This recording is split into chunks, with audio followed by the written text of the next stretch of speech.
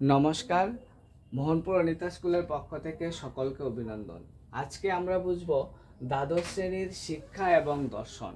দ্বাদশ শ্রেণীর এটা প্রথম অধ্যায়ের প্রথম একক।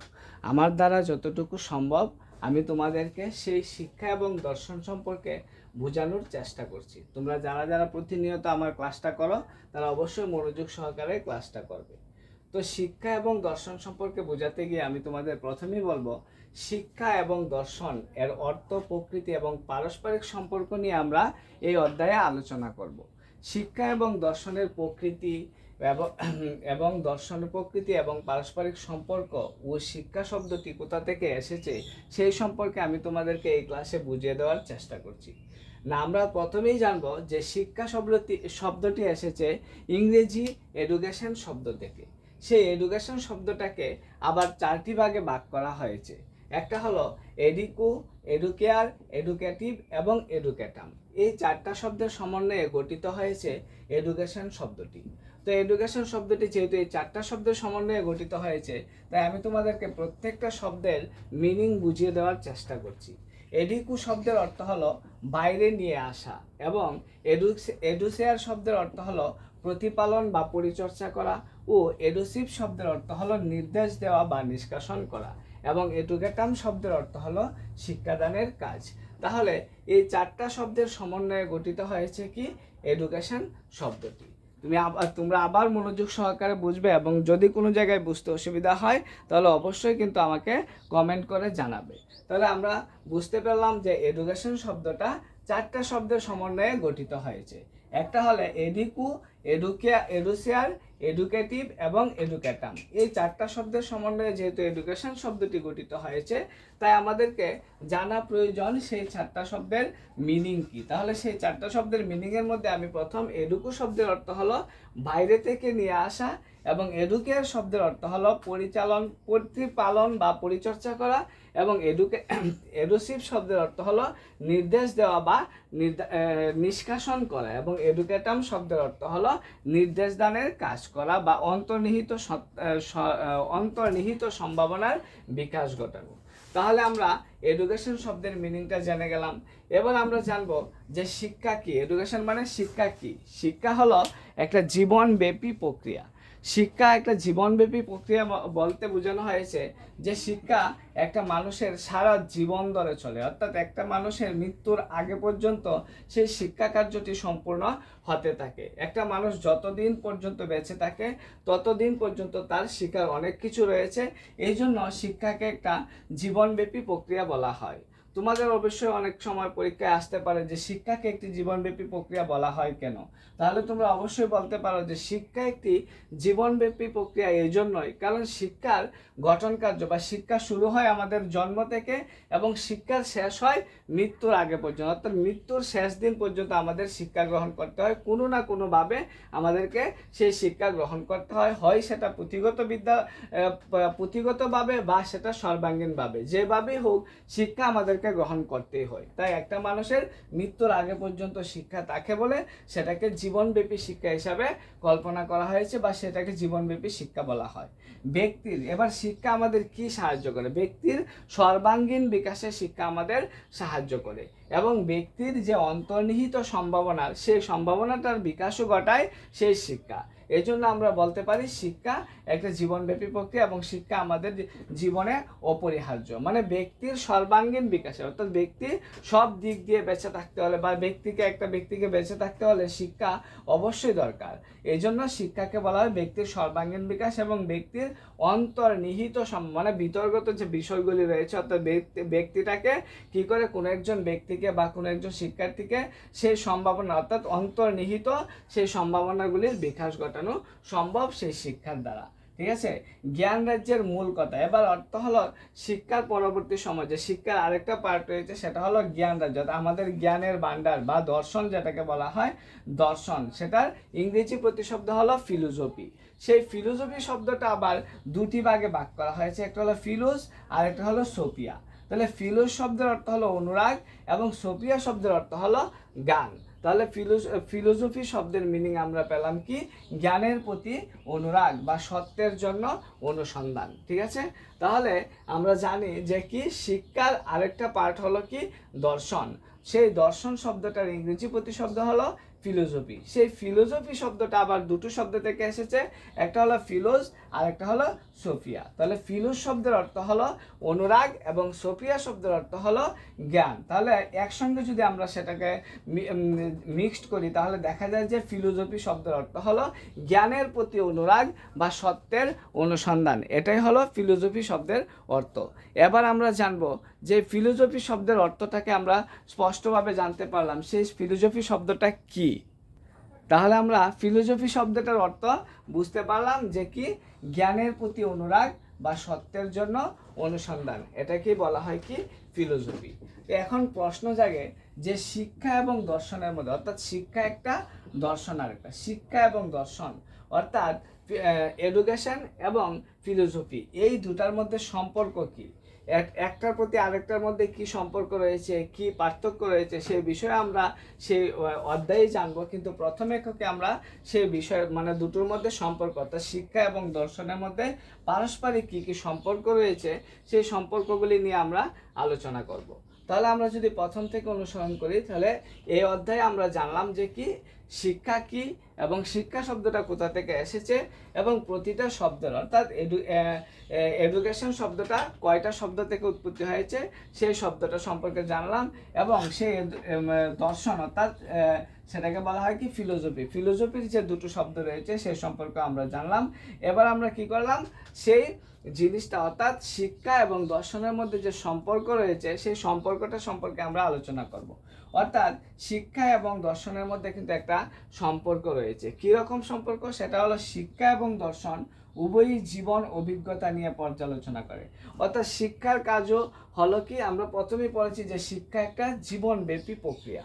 না, শিক্ষা যদি একটা জীবনব্যাপী প্রক্রিয়া হয় মানে শিক্ষা জন্ম থেকে শুরু হয়েছে, মৃত্যুর আগ পর্যন্ত শিক্ষা আমাদের জীবনে চলতে থাকে, সেম কন্ডিশনে থাকে দর্শন। দর্শন উভয় দর্শনও সে আমাদের জীবন অভিজ্ঞতা নিয়েই পর্যালোচনা করে। তাহলে আমরা বলতে পারি শিক্ষা এবং দর্শন হলো একটা জীবন অভিজ্ঞতা নিয়ে, অর্থাৎ শিক্ষা এবং দর্শন দুটোই আমাদের জীবন অভিজ্ঞতা নিয়ে পর্যালোচনা করে। অর্থাৎ আমাদের জীবনে বেঁচে থাকতে হলে বা জীবনে উন্নতি করতে হলে যে বিষয়গুলি প্রয়োজন সেই বিষয়গুলি নিয়ে শিক্ষাও আমাদের সামনে আলোচনা করে এবং কি দর্শনও আমাদের সামনে সেই বিষয়গুলি নিয়েই আলোচনা করে। জীবন দর্শনের মতো শিক্ষা দর্শনও একটা বহুমুখী প্রক্রিয়া।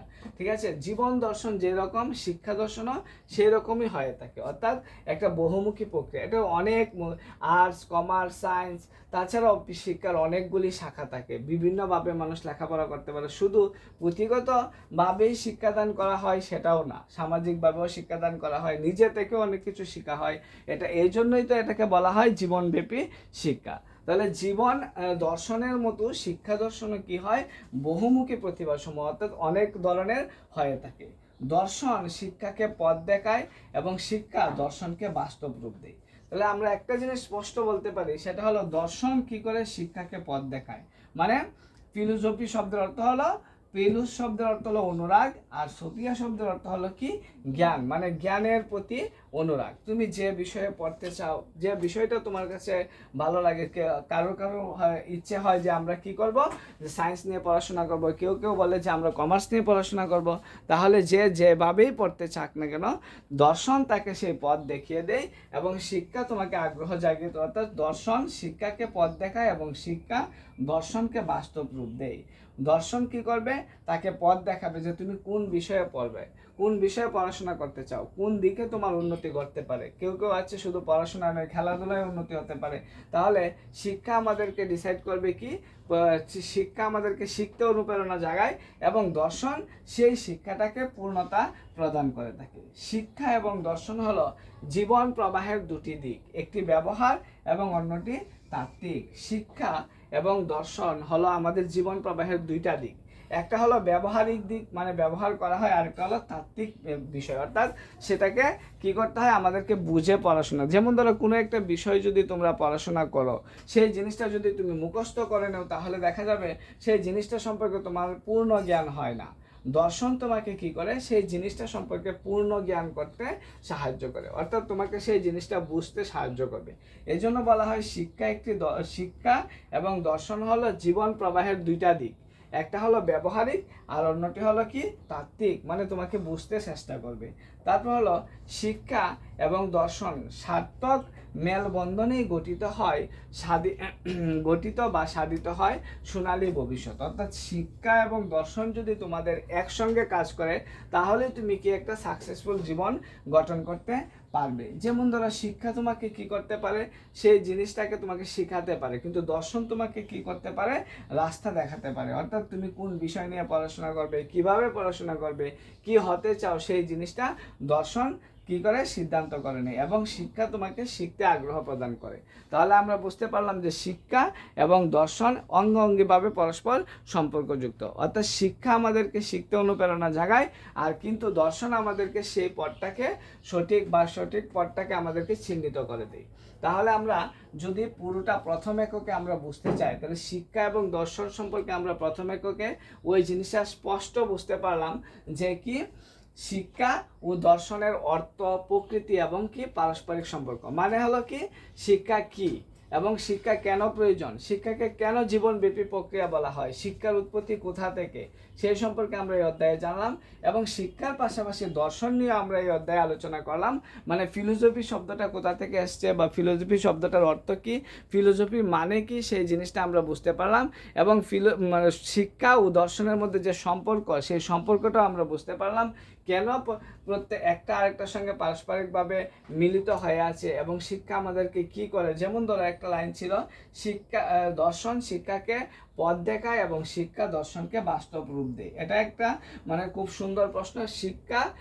দর্শন শিক্ষাকে পথ দেখায়, মানে দর্শন কি করে, শিক্ষাকে পথ দেখায় এবং শিক্ষা দর্শনকে বাস্তব রূপ দেয়। অর্থাৎ কোনো একটা বিষয় যখন তুমি শিখতে চাইবে, সেই বিষয়টাকে পথ দেখানোর দায়িত্ব হবে কি ফিলোসফি মানে দর্শনের, কিন্তু শিক্ষা হলো তোমাকে শিখতে অনুপ্রেরণা জাগাবে। তারপর আরেকটা জিনিস আমরা শিখেছি, সেটা হলো শিক্ষা, এই প্রশ্নটা প্রায় সময় আসে, সেটা হলো শিক্ষা একটি জীবনব্যাপী প্রক্রিয়া ব্যাখ্যা করো। এই প্রশ্নটা প্রত্যেকবার বা কোনো সময় প্রায় সময় স্কুলের মধ্যে তোমাদের কি বারবার রিপিট করে, সেটা হলো শিক্ষা একটি জীবনব্যাপী প্রক্রিয়া। তাহলে শিক্ষাকে কেন জীবনব্যাপী প্রক্রিয়া বলা হয়, তোমরা অবশ্যই আমি তোমাদেরকে বুঝিয়ে দিয়েছি। কারণ শিক্ষা জন্ম থেকে শুরু হয় এবং মৃত্যু পর্যন্ত আমাদের জীবনে চলতে থাকে, এই জন্যই শিক্ষাকে কি বলা হয়, জীবনব্যাপী প্রক্রিয়া বলা হয়। দেখো আমি তোমাদেরকে বারবার এই কথাটাই বলে থাকি যে তোমরা একটা ক্লাসের মাধ্যমে ওই জিনিসটাকে স্পষ্ট বোঝার চেষ্টা করবে, যাতে করে আমার না বই, না খাতা, না কলম, শুধু মন আর মস্তিষ্ক দিয়ে আমরা অনেক কিছু লিখতে পারি। তাহলে প্রথম এককে যা যা ছিল সেই সম্পর্কে আমি তোমাদেরকে আপ্রাণ চেষ্টা করেছি বুঝিয়ে দেওয়ার জন্য। তোমাদের বইয়ে যতটুকু আছে সেই বইয়ের পরিপ্রেক্ষিতে আমি তোমাদেরকে সেই জায়গাটা বুঝিয়েছি।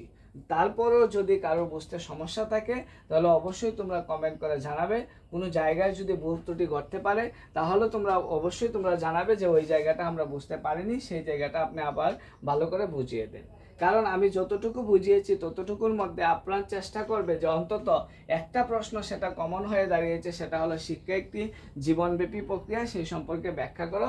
আরেকটা প্রশ্ন হলো শিক্ষা এবং দর্শনের মধ্যে যে পারস্পরিক সম্পর্ক রয়েছে সেই পারস্পরিক সম্পর্ক নিয়ে পর্যালোচনা করো।